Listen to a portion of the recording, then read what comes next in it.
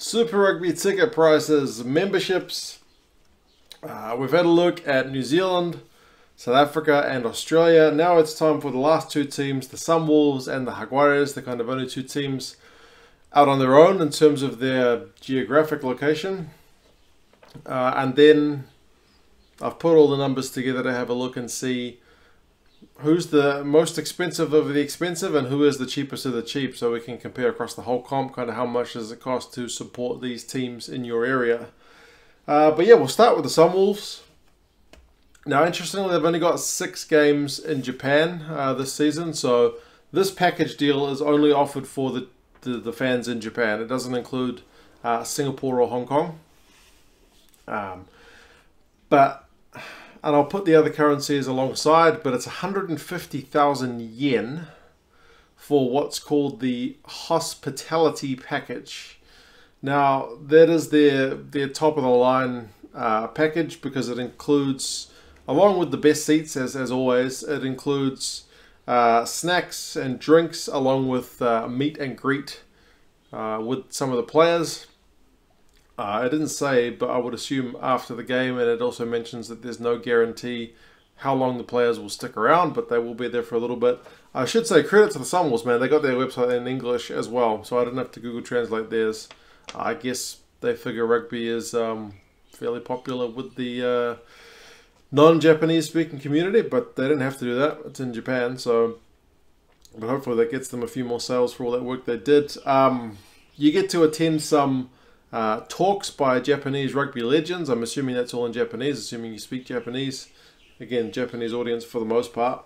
Again, it says subject to availability, so you'd have to kind of put your application through, and if it's full, then you might not be guaranteed a spot. You get to go to a stadium tour, same deal, and it is that Chichi Bunomiya Stadium.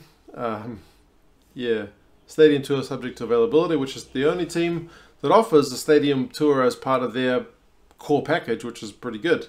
2019 guidebook, you get a seat cushion, you get a ticket wallet, a lanyard, an FM radio, which can tune into the broadcast that they have on game day, which was pretty cool.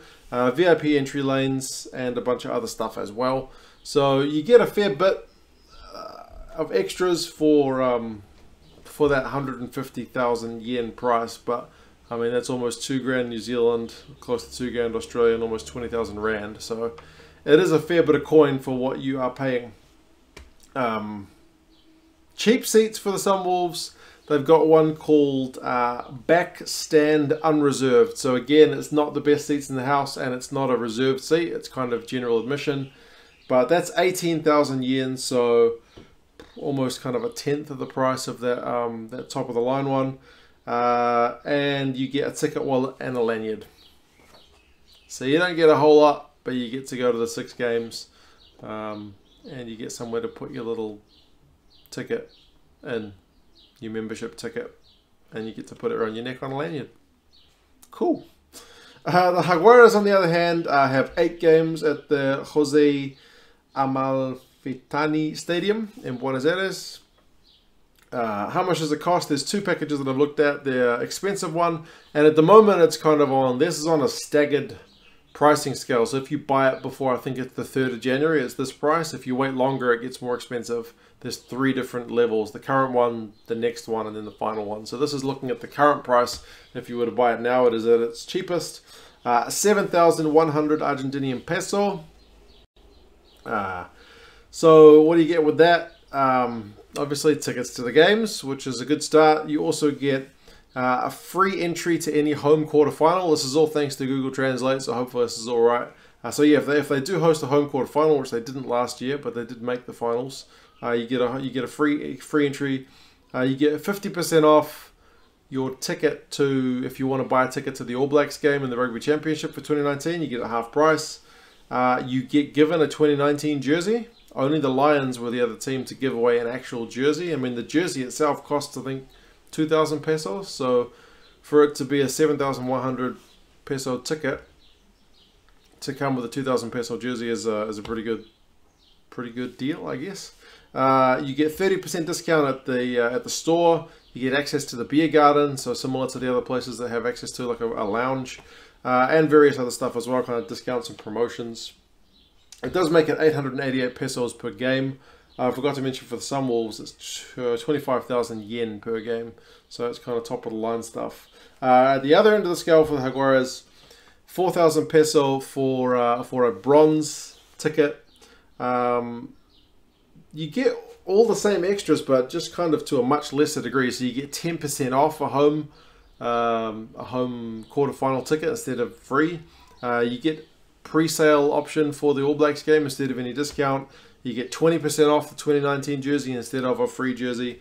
You get 10% off at the store instead of 30%, and yeah, various other stuff as well. So yeah, those are the two kind of non-three main country teams.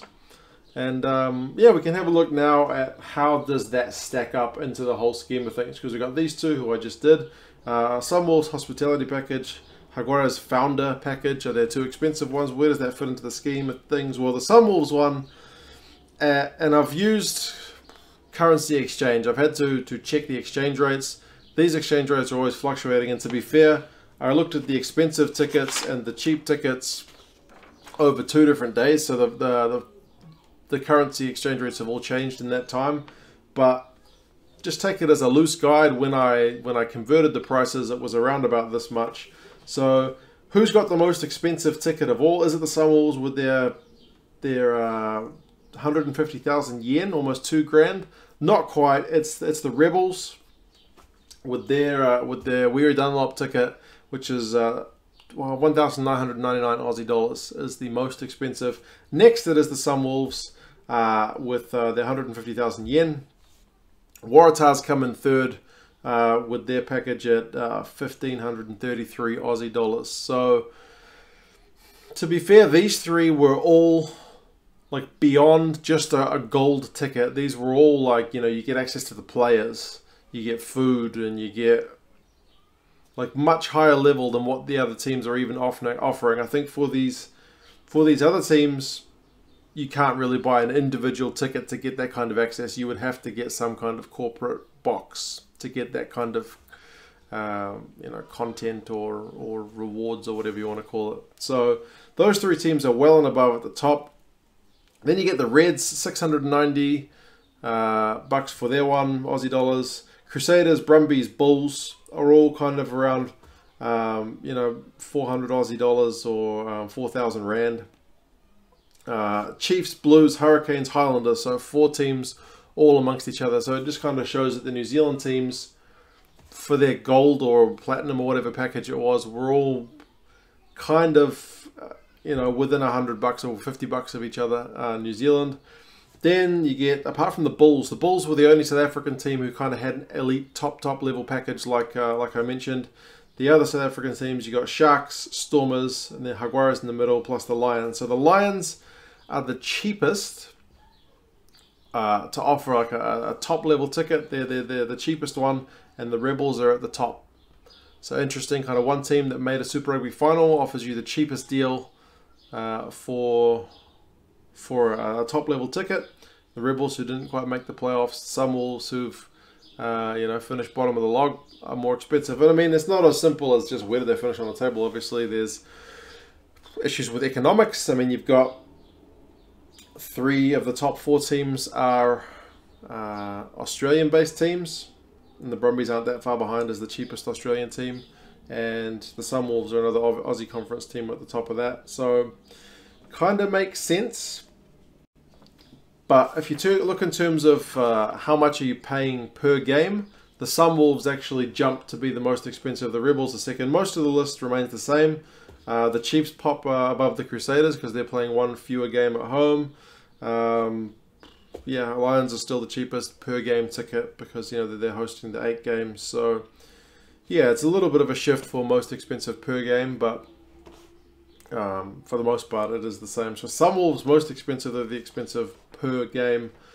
Cheap seats, though, you might think it's going to be pretty much the same order, but it doesn't quite work that way. So in terms of cheap seats, the Rebels win this one as well. They have the most expensive overall top seat you can buy, but they also have the cheapest membership you can buy of any Super Rugby club at 94 Australian dollars, so that's 99 New Zealand. You know, 970 Rand. You get their Blue Army deal. Then it's the Chiefs, Brumbies, Hurricanes, Waratahs, Crusaders. So again, they're all within a fairly tight price point of each other. Actually, the Crusaders, Bulls, Jaguares within New Zealand dollars are all within $3 of each other. So all very similar. But it's interesting that the Jaguares, who were at the cheaper end of the expensive tickets, are now kind of mid-table in terms of their cheap tickets. Lions as well, just behind the Jaguares. The Lions are one of those teams that didn't really offer a cheap package. They've got the expensive one or the not expensive one. They don't offer like platinum, gold, silver, bronze. It was just 2 tickets. So that perhaps explains why their cheap ticket is kind of middle of the road. Blues getting a bit more expensive. Kind of the most expensive of the New Zealand cheap seats, except for the Highlanders, who are a bit of an exception. Sharks, Reds, Sunwolves again, getting kind of towards the high end. Highlanders and Stormers are the most expensive in terms of their cheap seats, but if you look at the Stormers numbers, that's exactly the same as their expensive option because they only offer the one. And as I said, the Highlanders only offer platinum and gold, so their gold one is not meant to be cheap, so that's kind of why it is at the bad end of price points. For if you're looking for cheap tickets, it's not cheap. I guess they expect you to kind of buy the tickets on the day. So yeah, Rebels, Chiefs, Brumbies, Hurricanes, Waratahs, all these teams. Crusaders offering fairly cheap seats if you want to buy an 8-game membership. Sunwolves, if we adjust this to be the cheapest per game, the Sunwolves are still the most expensive team. The Rebels are the cheapest. The Brumbies are actually cheaper than some of the other teams because although the Chiefs and the Chiefs were cheaper than them overall, the Brumbies are playing one more game at home. So yeah, I guess when you look at that, I mean, just in terms of New Zealand dollars, because I didn't convert everything twice because that was painful enough to convert everything once into so many different currencies.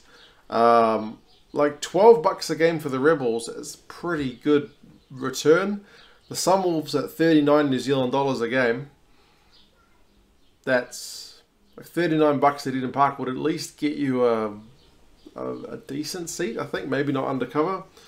But yeah, I mean, there's a massive difference between the expensive ones and the cheap ones. I guess that's to be expected. But yeah, you guys can let me know your thoughts. I mean, do you think some of these teams should be offering cheaper seats, or do you think perhaps overall in the scheme of things these seats are fairly cheap to start with? I know some sports like football tickets in the UK, soccer tickets, can be pretty exorbitant.